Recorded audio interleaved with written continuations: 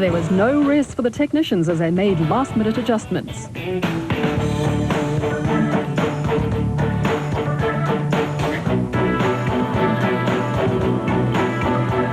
The Sun City 400 comprised 3 laps of a 130-kilometre course, with the first vehicle scheduled to come under starters' orders at 8 a.m.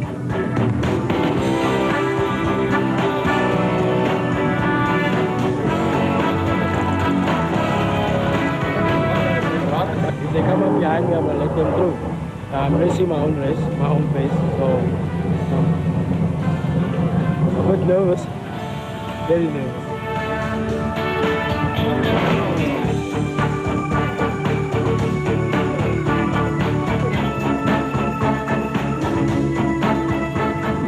Noble and Hope led the 75 starters away.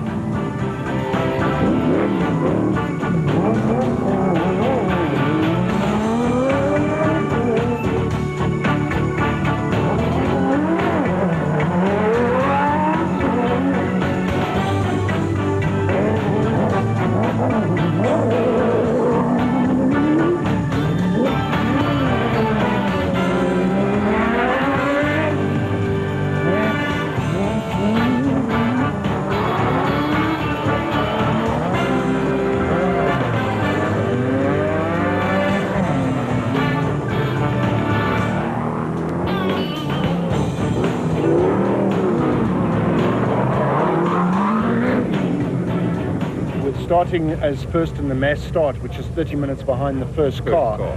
We still must look at our penalty from yesterday, which is 18 and a half minutes behind the leading car in our class, which means that we need to finish under 11 and a half minutes behind the first production, or under 10 and a half minutes behind the first special to win overall. It's just the way the timing works. Providing the overall production and special today is the same as it was yesterday. Well, that's to our advantage. If it's not, it works backwards and gives us more time to get there, in fact. So we've got to monitor whoever's leading time-wise on South African Standard Time during the day and look at our progress. But at the end of the day, we've still got to make up roughly 18 minutes, which is going to be a hard job. We lost a fan belt yesterday, so instead of blowing the engine up, we figured we'd just come in and start from the back again, but it's good fun.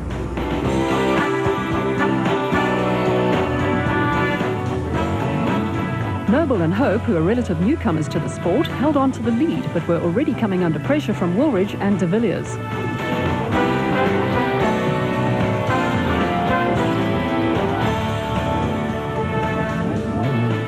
Woolridge and Schalthammer piled on the pressure in the Team Ford Racing Ranger, but had de Villiers and Jordan closing in at a rate of 1 minute every 50 kilometres.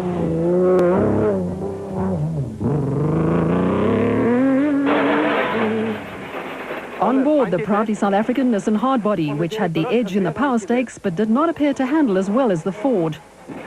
90 left, onder deur die brug en weer 90 left. Aber daar voor die fotograaf links.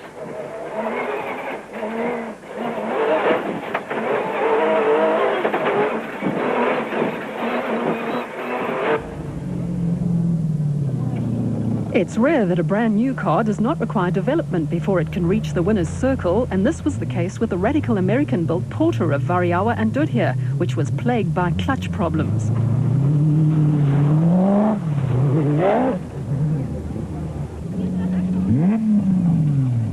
Henry Costain is a wily old fox and capable of pulling off a win in the Atlas Copco Bat that he and Renier Euster now campaign in Class A. The veteran pair has won many regional championship races, but they have yet to win a national.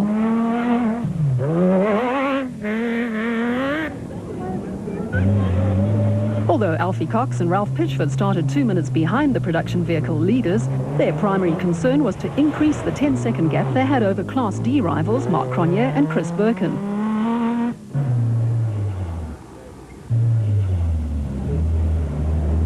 The Class D Castrol Toyotas are fitted with the 2.7i motor, which is outgunned by the Nissans, which are fitted with the more powerful 3.3-litre V6 engines.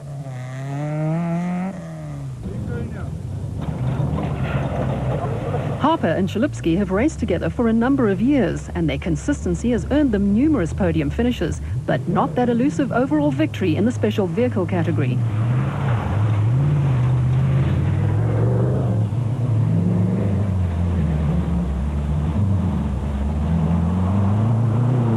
Toyota 1000 winners Makgekgeneni and Carolyn had overtaken Botha and Swart and were making steady progress to the head of the special vehicle field. The Procoat Jimco was previously owned by Greg Harvey and powered him to the Special Vehicle Championship in 2002.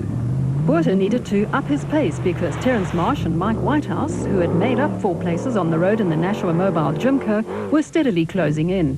The Mitsubishi V6 supercharged Jimco is a formidable machine, but minor problems forced them into retirement on 2 occasions this season.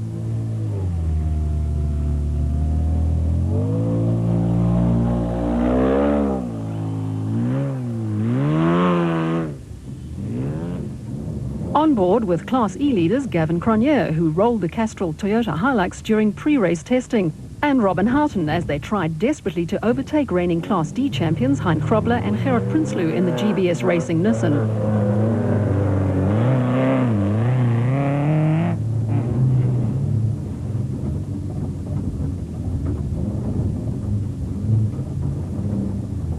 They didn't have to try too hard because the Nissan pair got the Nissan beached.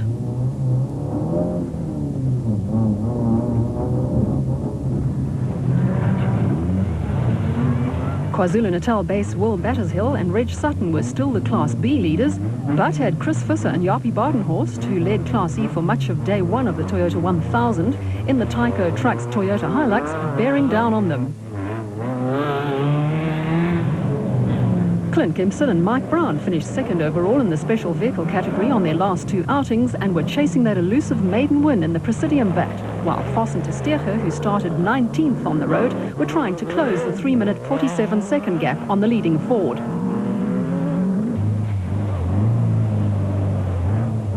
Class E championship leaders Hugo and Jaap de Bruin stripped 3rd and 4th gear in the prologue, and moments before this point, the transfer case on the Castrol Toyota Hilux gave up the ghost. Richard Schilling and Ashley Thorne had matters under control in Class S, but had yet to record a finish in the Plastotech Raceco, while father and son Cliff and Louis Weichelt seemed to have sorted out the niggling problems on their V6-powered Bosel N1 4x4 Toyota Hilux.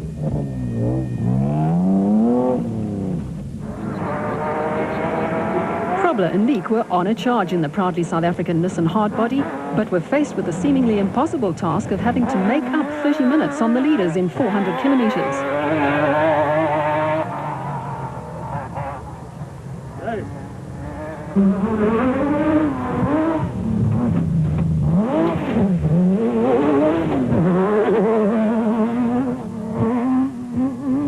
John Ware-Smith and Jeff Minott are old hands at starting last and then winning overall, like they did on last year's Toyota 1000.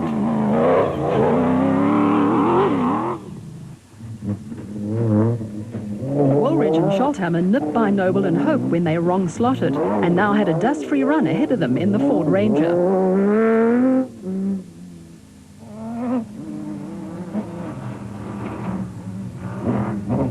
De Villiers and Jordan also took advantage of the special vehicle category leader's mistake and were now hell-bent on overtaking the Ford.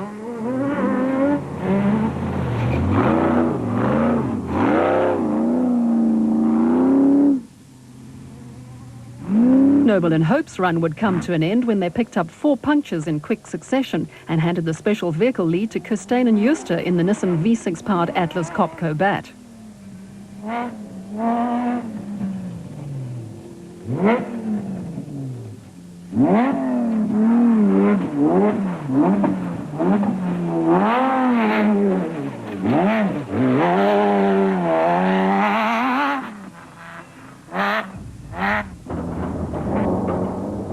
On board with the new Class D leaders.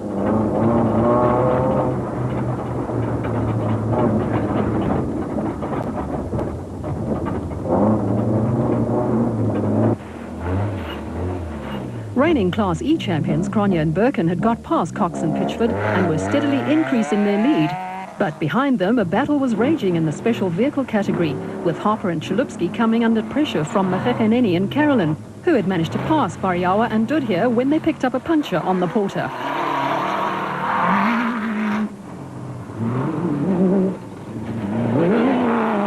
Cox and Pitchford decided to play a waiting game in their battle with Cronje and Birkin for the Class D lead.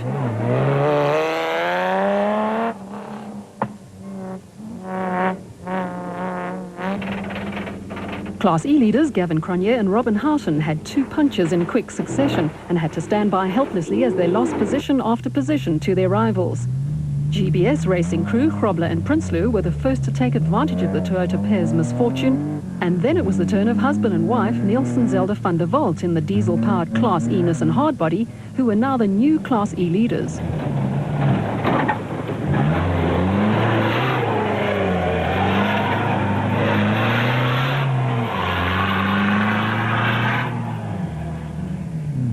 Hugo and father Jaap de Bruin battled along with only 2-wheel drive on the Castrol Toyota Hilux.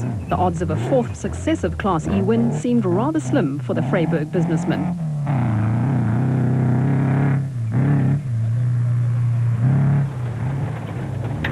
Colin Matthews led Class B in the Peter Fumfie designed and built WPP.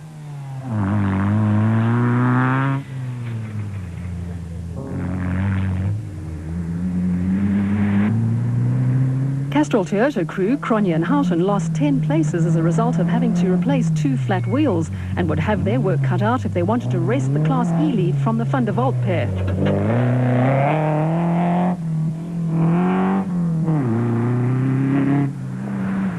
Reigning Class S drivers champion Nick Gosler and Warren Bowie were the new Class S leaders in the Kopanong Hotel Super Team Raceco, but behind them there was a 3-way tussle for the runner-up spot in Class B.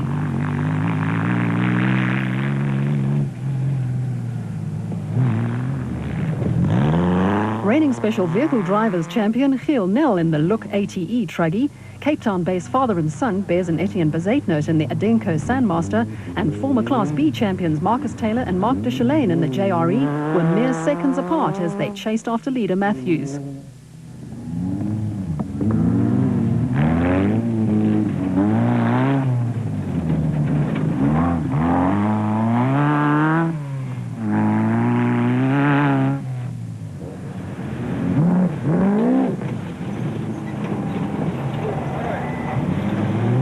Richard Carolyn made a welcome return to competition to help the Kopanong Hotel Super Team shake down their recently acquired 1994 championship-winning Raceco. Unfortunately, the automatic gearbox overheated and his and Gareth Walk's race was run.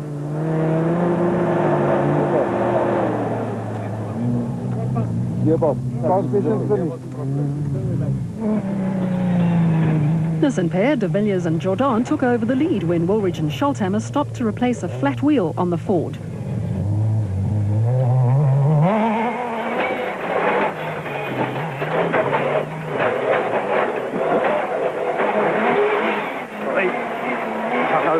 Stop.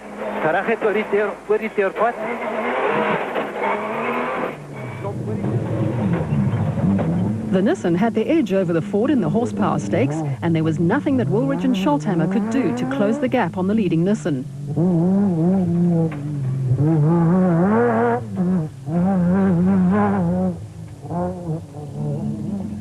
Mekheganeni and Carolyn progressively worked their way through the field in the Total Jimco and were third on the road and the special vehicle category leaders, ahead of Kirstein and Juster in the Atlas Copco Bat.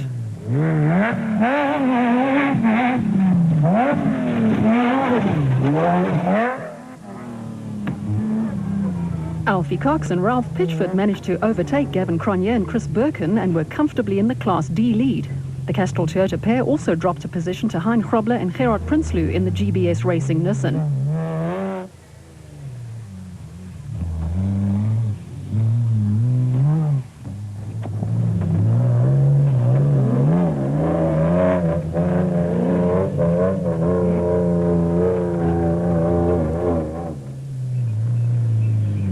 Rookie Gavin Cronje and Robin Houghton piled on the pressure to regain all the positions they lost as a result of punches and led Class E from Nielsen Zelda van der Walt in the privately entered Nissan hardbody, which was being nursed to the designated service point with a broken drive shaft.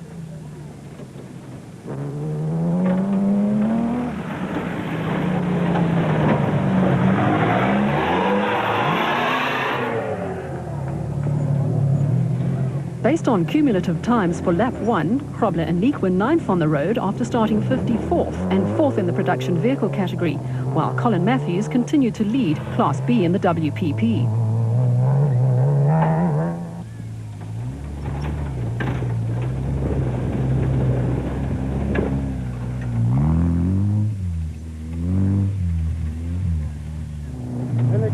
Taylor and Deschelaine had got past Nell in the Bezuidenhout and were slowly closing the gap on Matthews.